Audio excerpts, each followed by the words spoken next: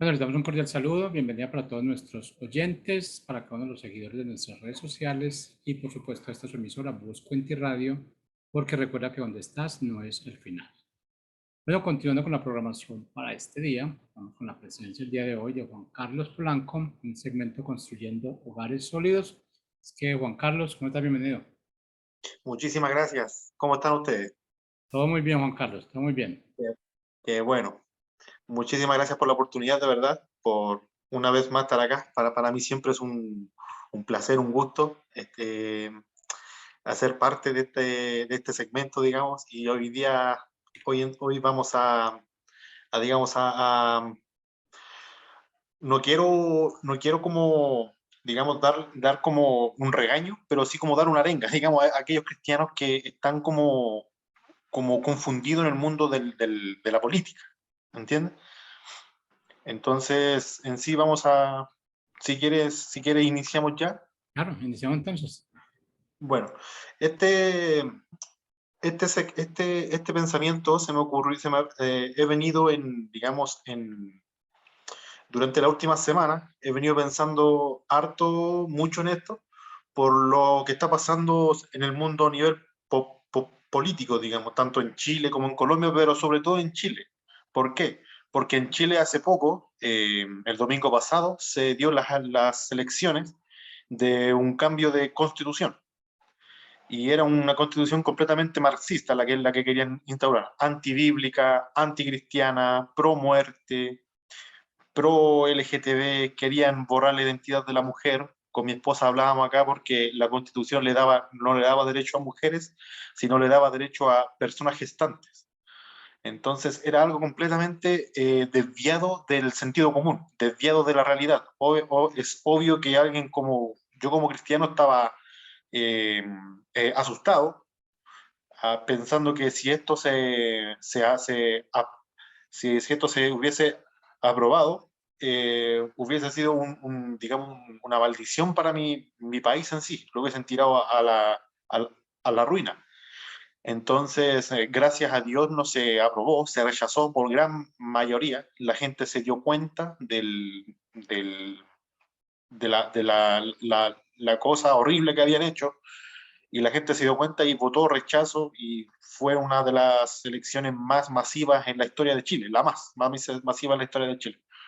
Entonces, pensando en esto, me daba mucha como, no como, como una rabia, sino como un celo como cristiano. Yo decía, no me entraba en razón, no me entraba con cabeza, cómo habían personas cristianas, llamadas cristianas, que votaban aprobando esto, ¿cierto? Entonces podíamos encontrar eh, muchos motivos. La mayoría de los motivos por los que votaron a prueba es simplemente porque odiaban al partido político que estaban votando rechazo, y porque odiaban a ellos, votaban a aprobar la nueva constitución. Pero habían cristianos que votaban y tenían un mal concepto de gobierno, un mal concepto de derecho social. Entonces decían, claro, como son cristianos, querían una constitución que te brindara derechos sociales de aquí, derechos sociales allá, a los pobres, a las niñas, a los niños, a todos. Entonces, era completamente errado la filosofía de gobierno que tenía. Entonces, a mí me daba como que como estas personas se están fijando en eso y no se están fijando en lo fundamental, que son nuestros derechos fundamentales: vida, propiedad y libertad, que no estaban garantizados en la propuesta nueva de constitución, digamos. Como la muerte, el aborto hasta el mes 9, o sea, aborto libre, sabía, como el tema de crear, digamos, un ministerio para asuntos religiosos, y así que el gobierno gobierne a la iglesia. Entonces, ¿cómo había gente que vota eso? ¿Cómo está esa, digamos, perdón que suene como esa, como ignorancia bíblica? No estoy diciendo política, sino bíblica, porque si leyeran la Biblia se hubiesen dado cuenta de todo lo malo que estaban aceptando. Entonces, yo concluía en sí, y decía, si hay algo peor, peor que un no cristiano es alguien que cree que es cristiano y no lo es. ¿A qué me explico? Hay muchas personas que piensan que Dios es este socio que te va a dar, que te da finanzas, te da trabajo, te da plata para que tú armes tu negocio, o muchos creen que Dios, muchos quieren que Dios sea este abogado que te rescate del pecado, que te salve, que te dé garantías, pero son muy pocas las personas que quieren que Dios sea el rey y que no y que gobierne por sobre nuestra vida. Son aquellos cristianos que de boca le profesan, le predican, digamos, pero en acto no siguen sus mandamientos. Entonces, son este tipo de personas que han dejado que el enemigo ocupe un terreno, pero increíble, y a nosotros, la iglesia, nos hayan dejado en un rinconcito y felices ahí acomodaditos y puestos como en ese cristianismo de búnker, digamos, encerrados, que no hay que salir a las calles, simplemente meter gente a la iglesia y no impactar en ningún área de la sociedad. Y si yo como cristiano me quiero meter en la política, puedo, pero tengo que dejar a Dios en la iglesia. Tengo que adoptar otro tipo de filosofía política, ya sea liberalismo, ya sea conservadurismo, ya sea hasta socialismo, un montón de ismos, digamos, de filosofía, pero tengo que dejar a lo único que nos garantiza la libertad, a lo único que nos diferencia por sobre el resto de las filosofías, eso lo tengo que dejar encerrado. Entonces, si ustedes me preguntan en qué momento se escribió esa regla, yo no sé, pero de una cierta manera la estamos aceptando, digamos. Hay muchos cristianos que desean irse al mundo académico, al mundo político, al mundo cultural, al mundo artístico, y dejamos a Dios en la iglesia y adoptamos otro tipo de cosmovisión para meternos en ese mundo. Entonces, ese tipo de cristiano en sí se ha vuelto alguien completamente emocional.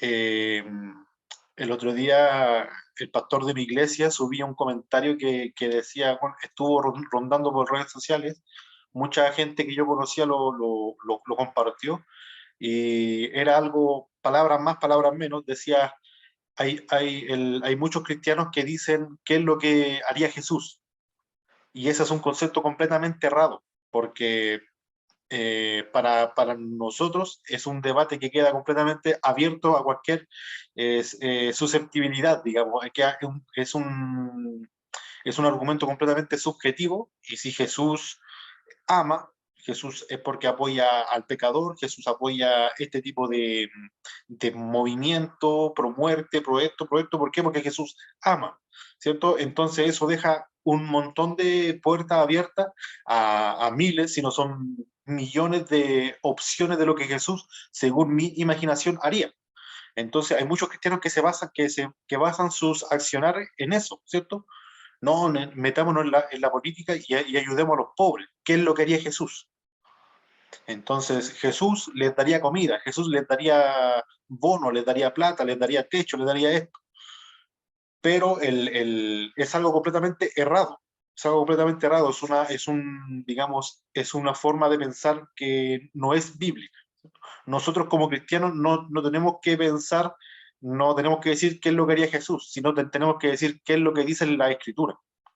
Y si nos damos cuenta, las escrituras hablan sobre economía, hablan sobre política, hablan sobre salud, cómo el pueblo se tiene que alimentar, habla sobre higiene, habla sobre todas las esferas de la sociedad, cuál es el rol del magistrado, cuál es el rol del padre de la familia, cuál es el rol de uno como esposo, como padre de hijos, cuál es el rol de uno como hijo. Entonces, hay muchas cosas, que si no son todas, que la Biblia te enseña, pero el cristiano, por no querer o por querer complacerse a sí mismo, digamos, abandona eso de lado, deja eso de lado y toma conceptos completamente románticos, emocionales. ¿Y qué es lo que pasa? Hace que el enemigo vaya ocupando terreno. ocupando terreno, ocupando terreno. Entonces, si hay un versículo, digamos, un pasaje en la Biblia que me llama mucho la, la atención, son la tentación de Cristo, cuando Cristo estaba ayunando en el desierto y Satanás se le presenta y le ofrece estas tres opciones para arrodillarse ante él, y y Jesús, pronunciando el versículo, reprendía a Satanás. Pero Jesús ganó esa batalla no reprendiendo a Satanás, o sea, no repitiendo versículos bíblicos, sino obedeciendo esos versículos bíblicos. Entonces, nosotros como cristianos debemos entender que obedecer la palabra de Dios es lo que hace sociedades fuertes, ¿cierto? Entonces yo ahora veo jóvenes sin carácter, veo familias débiles, jóvenes hipersexualizados, veo a mujeres odiando al hombre, a hijas odiando a sus padres, familias enemistadas. ¿Por qué? Porque el romanticismo no ha llevado a eso, ha llevado a que el cristianismo de hoy sea impacte poco o nada, no sea algo que digamos que influya verdaderamente y disipule de verdad en una sociedad. Entonces, uno como cristiano, uno es humano, ¿cierto? Uno es carne, entonces a uno le da celo eso, le da como una rabia. Es decir, yo a veces hablo con mi esposa y hay gente conocida mía que tienen unos pensamientos siendo cristianos y te lo hablan y te hablan que ellos piensan en eso en el nombre de Dios. A mí yo digo, uy, no, le digo a mi esposa, le digo, eh, me da rabia, me dan ganas de, pero después digo, no, pelear, no, o sea, sería algo completamente pírrico, perdería energía, perdería tiempo discutiendo con esa persona. Lo único que tengo que hacer es confrontarlo con la palabra de Dios. Si ya no quieren obedecer, ya es problema de ellos. Pero si eres cristiano y estás siguiendo una mala filosofía, y no quieres obedecer porque simplemente eres un orgulloso, digamos. Pero tú tienes que leer la palabra de Dios. Y leyendo la palabra de Dios nos vamos a dar cuenta cómo políticamente el, el cristiano está errado. Tiene una forma de pensar completamente errada, digamos, ¿cierto? Entonces hay un versículo que me gusta a mí, que es en Jueces 2, del 11 al 18. Voy a leerlo y vamos a ir analizando parte por parte. Esto pasa después que muere Josué. ¿Y qué pasó con el pueblo de Israel después que muere Josué? Entonces dice, después los hijos de Israel hicieron lo malo ante los ojos de Jehová y sirvieron a los Baales. Dejaron a Jehová, el Dios de sus padres, que los había sacado de la tierra de Egipto, y se fueron tras otros dioses, los dioses de los pueblos que estaban en sus alrededores, a los cuales adoraban y provocaban la ira de Jehová. Y dejaron a Jehová y adoraron a Baal y a Astarot. Y se encendió contra Israel el furor de Jehová, el cual los entregó en manos de robadores que los despojaron y los vendió en manos de sus enemigos de alrededor. Y no pudieron ya hacer frente a sus enemigos. Por donde quiera que salían, la mano de Jehová estaba contra ellos para mal, como Jehová había dicho, y como Jehová se lo había jurado, y tuvieron gran aflicción.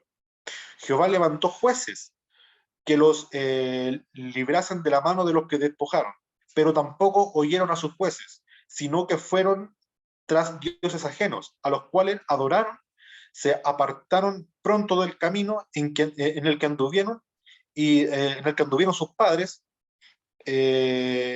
obedecieron sus mandamientos de Jehová. Ellos no hicieron así.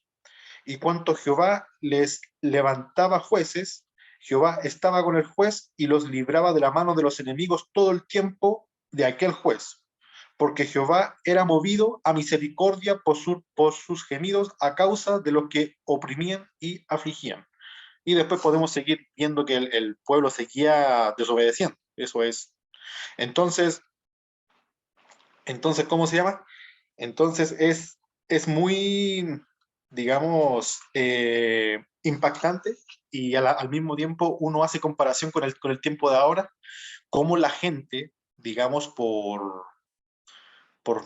digamos, por querer no desobedecer a Dios, sino por querer guiarse por su propia carne, por sus propios deseos, levantan dioses ajenos. Y hoy podemos ver esto, como la gente, por ejemplo, con filosofías erradas, como por ejemplo el feminismo, levantan dioses como el Estado para que el Estado les dé lo que ellas quieren, ¿cierto? Como el aborto, como estas cosas. Podemos ver cómo orientaciones sexuales como el homosexualismo, digamos, levantan dioses también como el Estado para que el Estado te dé, digamos, matrimonio igualitario. Entonces, es lo mismo que pasaba en la Edad Media, digamos, podíamos ver en la Edad de Bronce, en la Edad Oscura, podíamos ver que la civilización antigua, ya sean romanos, griegos, los mismos vikingos, tenían dioses que complacían sus deseos, ¿cierto? Entonces, a ellos les gustaba matar, creaban un dios de la guerra. A ellos les gustaba la sexualización desenfrenada, creaban dioses les permitía ese tipo de degeneramiento, digamos. Entonces, ellos crean dioses conforme a su propia imagen y dejan al Dios de la verdad de un lado.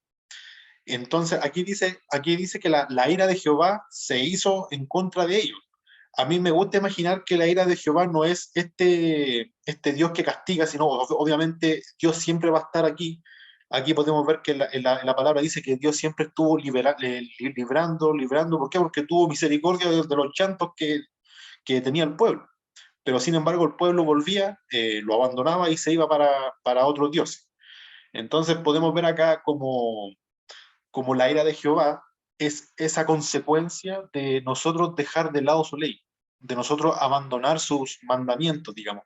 Y hoy en día estamos experimentando eso. Estamos viendo cómo eh, cristianos, gente cristiana, gente que dice hablar, profesar la Biblia, no le interesa crear leyes o ayudar a crear leyes para que con principios bíblicos, no le interesa, digamos, ayudar al prójimo, tienen un sentimiento de envidia, tienen un sentimiento de frustración para con otros, han sido lavados de mente por otras filosofías porque no han sido capaces de ir a las escrituras y tener la verdad absoluta, digamos.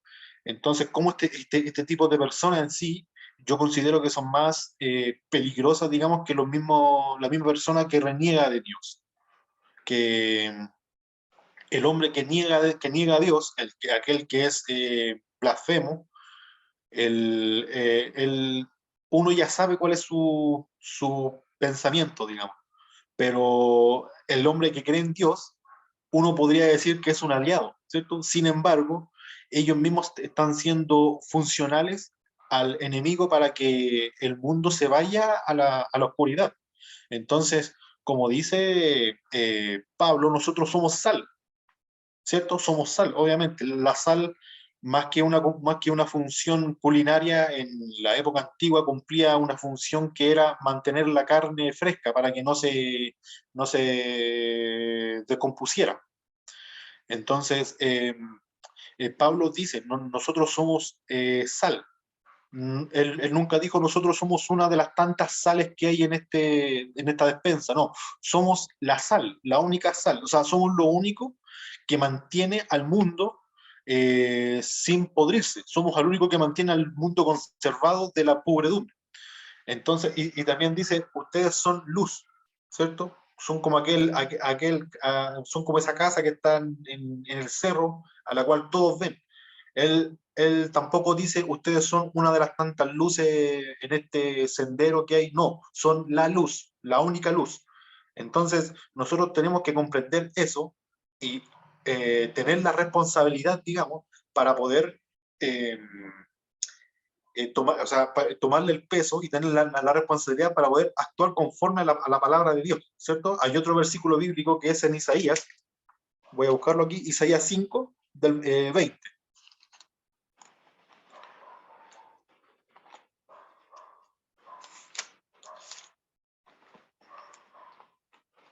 Isaías 5 del 20 al 20. Ahora, Isaías 5, 11.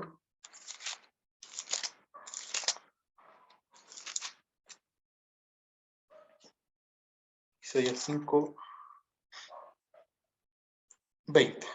Isaías 5, 20, voy a leer hasta el 20, 25. 20, 25. Dice, hay de los que a lo malo le dicen bueno y a los buenos le dicen malo, que hacen de la luz tiniebla y de las tinieblas luz, que ponen lo amargo por dulce y lo dulce por amargo.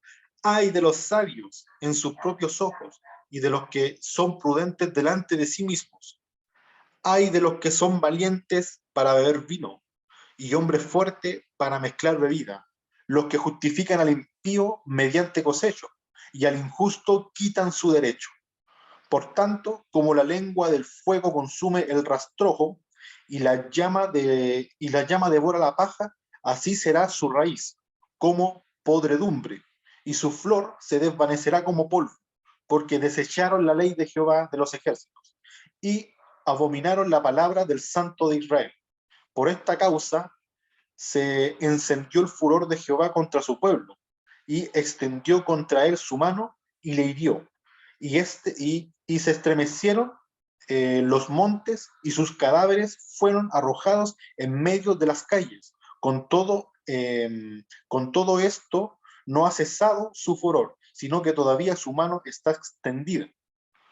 Entonces podemos ver cómo el profeta Isaías acá va en contra de aquellos que se creen sabios en su propio entendimiento, ¿cierto? Dice, ay, de pobre, ay, ¿qué será de estos que se creen sabios en su entendimiento, de aquellos que hacen lo bueno pero delante de sí mismos? Obviamente cuando están sin gente harán lo que ellos quieran, pero cuando ellos se creen que son los más sabios, digamos, y hay mucho cristiano que tiene ese mal. Hay mucho cristiano que cree que porque lleva mucho tiempo en la iglesia, lleva mucho tiempo, tiene ese orgullo de creerse sabio en su propio entendimiento. ¿Y qué es lo que dice Pablo? ¿Cierto? ¿Qué es lo que dice Pablo? Pablo dice, ceñid los lomos de vuestro entendimiento, ¿cierto? Cuando en el antiguo Israel, cuando los hombres ceñían el lomo, eso significaba que tenían que levantarse el vestido, porque los hombres usaban una túnica, un vestido, tenían que levantarse el vestido y apretarse el lomo, o sea, amarrarse el vestido en el lomo, para que tus piernas quedaran más ágiles para poder correr. Eso pasaba cuando el hombre se iba a trabajar, tenía que trabajar la tierra, o pasaba cuando había una batalla, ¿cierto? El hombre tenía que estar atento. Entonces Pablo dice, ceñid los lomos de vuestro entendimiento, o sea, esténse atentos, esténse a la guardia de lo que su propia cabeza piensa, porque eso es malo, y es lo que estamos viendo ahora. Entonces, más que, más que un regaño, digamos, es una arenga. Quiero animar a estos cristianos a que lean la palabra de Dios, a que comprendan cuál es la ley de la escritura. Si nosotros no nos damos cuenta, el cristiano es el único que tiene la, la filosofía, la cosmovisión de hacer naciones libres, naciones grandes. Eso se ha visto a través de la historia. Y aunque no ha habido ninguna nación que en sí haya cumplido al 100% la ley de Dios por un tiempo Israel y después, como leímos hace un rato, vimos que se fueron desviando, después Dios lo rescataba, después se olvidaban de Dios de nuevo y lo iban trayendo. No podemos ver que ni una nación ha creado una sociedad con una ley conforme completamente a la ley de Dios. Sin embargo, las que lo han intentado hacer o las que se han intentado acercar han experimentado una libertad que ningún otro país lo ha hecho, ¿cierto? Entonces, obviamente, este tipo de personas, como los movimientos filosóficos comunistas, marxistas, neomarxistas, todo este tipo de cosmovisión que apuntan a endiosar al Estado, tienen obviamente que deshacerse de Dios, porque tienen que quitarle asedio a la gente y poner al Estado como Dios. Es lo que se está es lo que se vio en Corea del Norte, es lo que se vio en Cuba, en países de corte comunista, digamos, en la Unión Soviética. Entonces, nosotros debemos estar atentos, y la única manera de poder discernir este tipo de cosas, de poder saber, porque habían chilenos cristianos que estaban aprobando porque pensaban que era lo que Dios quería para el país. No, esto es lo que Dios quiere, esto es bueno, esto es bueno. Entonces, son personas que no tienen el discernimiento bíblico para poder identificar lo que es bueno y lo que es malo. Entonces, les animo a escudriñar la palabra de Dios. La palabra de Dios tiene todo lo necesario, como digo, para que las instituciones funcionen bien, funcionen de manera correcta, y así puedan identificar al mal, y digamos, antes de que ya estemos atrapados, ya estemos rodeados o con la soga en el cuello, antes que pase eso, poder decir no, poder decir basta, o sea, con mi identidad no te metas, con mi sentido de patriotismo no te metas, con mis hijos no te metas, eh, eh, y poder de manera racional quitar a ese tipo de pensamiento del mundo. Nosotros como iglesia, como cuerpo de Cristo, somos capaces de muchas cosas. El cristiano en Colombia, si se organiza, fácilmente sacan un presidente. Fácil. Si se organizaran todos, sacan un presidente sobrado. Pero como tenemos, digamos, diferentes formas de pensar en cuanto a pequeños dogmas, digamos, nos mantenemos divididos, y eso es lo que quiere el enemigo, que nos pillarnos separados y destruirnos completamente, o encerrarnos. Hoy en día el cristiano en Occidente es una de las tantas religiones más. No es la cosmovisión que ha hecho grande a Occidente como lo hizo la historia, sino hoy en día se convirtió en una cosmovisión más, en una religión más. Entonces, yo quiero meterme en la política y digo que soy cristiano, y me dicen, ah, sí, está bien, sí, te respeto, si es lo que te hace bien para ti, de manera personal, no hay problema, pero no lo vengas a meter a la política, porque Dios y la política no pueden ir de la mano. O sea, es algo completamente ilógico, ¿cierto? Entonces, si nosotros nos damos cuenta, todos los tipos de filosofía, tanto política, todos se basan en fe. En fe. Incluso hay tipos de filosofías políticas como el marxismo, que para creer en él se necesita mucho más fe de la que tiene un cristiano para creer en Dios. O sea, es más fácil creer en Dios y obedecer la ley de Dios que creer en lo que creen los marxistas, tomando en cuenta también que el comunismo es una religión, ¿cierto? Tienen sus dioses, tienen sus mártires, tienen sus dogmas, tienen sus libros sagrados, tienen todo, tienen su origen, su caída, su redención, tienen todo lo necesario para ser llamado religión. Entonces, cuando nosotros nos damos cuenta de las armas que tenemos, de, de lo que somos capaces de hacer con digamos, con este pensamiento que es el cristianismo en sí, eh, hay un predicador inglés del siglo pasado, Charles Spurgeon, y él tenía una frase súper buena que me gusta, y él dice: el cristianismo es como un león enjaulado. Él no necesita ser defendido, solo necesita ser liberado. Entonces ya vamos a ver cómo ese león ruja cuando lo liberemos en el mundo de la política, cómo ruja cuando lo liberemos en el mundo de la economía, en el mundo digamos, de la familia. Ya vamos a ver cómo ese león solo se defiende. El cristianismo no necesita ser defendido para nada.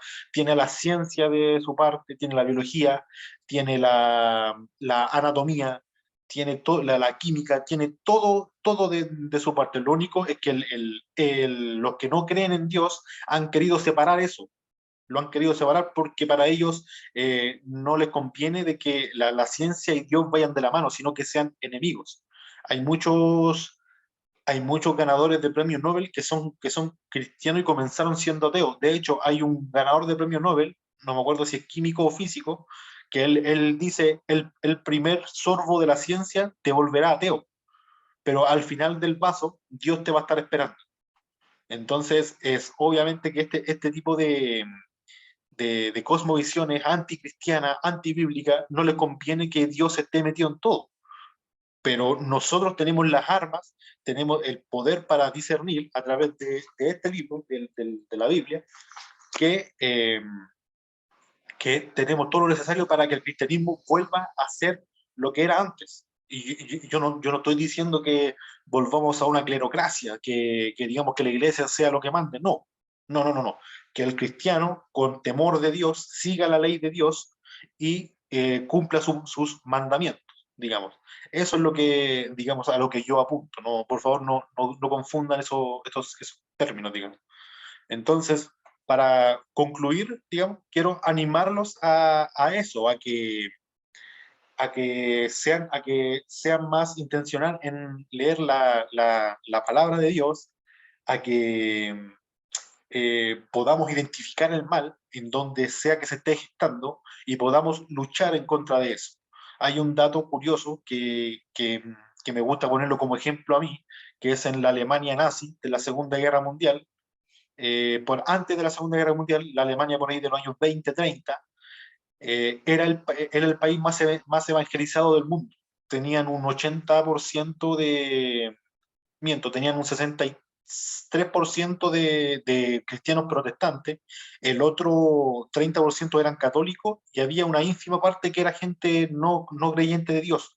En su 93% parece, era la nación más cristiana del mundo.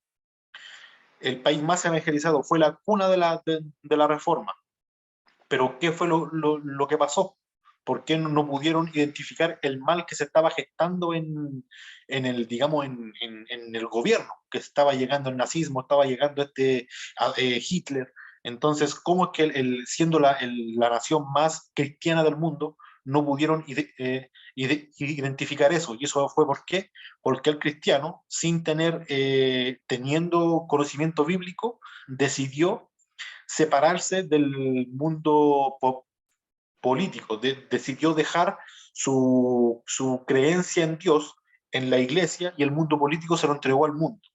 Entonces, cuando ya era muy tarde, cuando ya el poder estaba por sobre el nazismo, ya se había apoderado de toda Alemania, el cristiano cuando se dio cuenta, ya era muy tarde para poder enfrentarlos, no tenían la fuerza para poder enfrentarlos, ni tuvieron el discernimiento para poder identificar el mal que se estaba gestando, y concluyó en una guerra, una masacre terrible. Entonces, si nosotros somos capaces de identificar lo que está pasando, y está pasando, si está pasando de verdad, podemos ver cómo la familia, la iglesia, como todo tipo de filosofía que viene de Dios, como toda institución sagrada, ya sea el gobierno civil, ya sea la familia, ya sea la iglesia, organizaciones voluntarias, todo ese tipo de cosas, podemos ver cómo se están siendo atacadas bajo personas que son, que son eh, antibíblicas, digamos.